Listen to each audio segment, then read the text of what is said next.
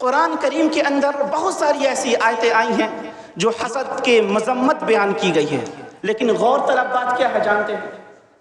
قرآن کریم کے اندر حسد کی آیتیں تو آئی ہیں، غور طلب بات یہ ہے کہ ان تمام آیتوں میں کسی ایک آیت میں بھی مسلمانوں کے تعلق سے حسد کی بات نہیں کی گئی۔ قرآن اٹھا لیجئے، آپ دیکھ لیجئے کہیں سے بھی، پورے قرآن کریم کے اندر اگر حسد کی بات کی گئی یا تو کفار کے لیے کی گئی، مشرکین کے لیے کی گئی، یہود و نصارہ کے لیے کی گئی، یا منافق کے لیے کی گئی، مسلمانوں کے لیے نہیں کی گئی۔ اور آج ہم سب سے زیادہ حسد کے شکار ہیں۔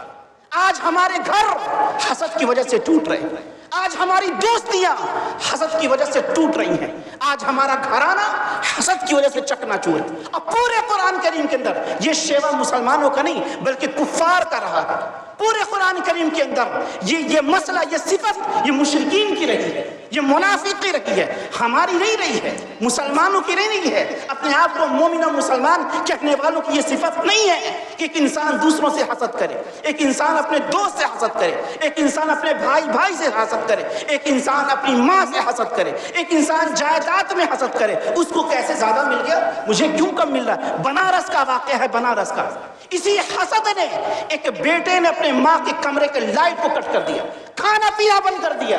وجہ کیا تھی؟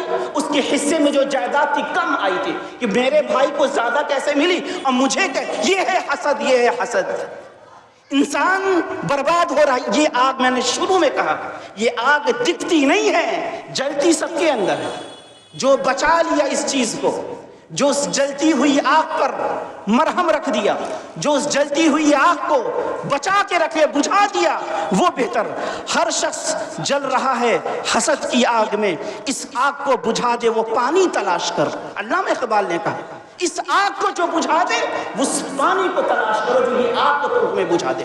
اللہ کے رسول صلی اللہ علیہ وسلم اسی سے فرماتے ہیں ایاکم والظن، حدیث دیکھیں، ایاکم والظن، کیا کہا؟ بدگمانی کرتے ہو۔ حدیث دیکھیں شروع کہاں سے ہو رہی اور ختم کہاں پر ہو رہی۔ ایاکم والظن، یہاں سے حدیث شروع ہوتی ہے کہ لوگوں بدگمانی سے بچو۔ آگے کہا گیا بدگمانی جھوٹی چیز ہے، پھر آگے ولا تجسسوا، اسی حدیث کا ٹکڑا۔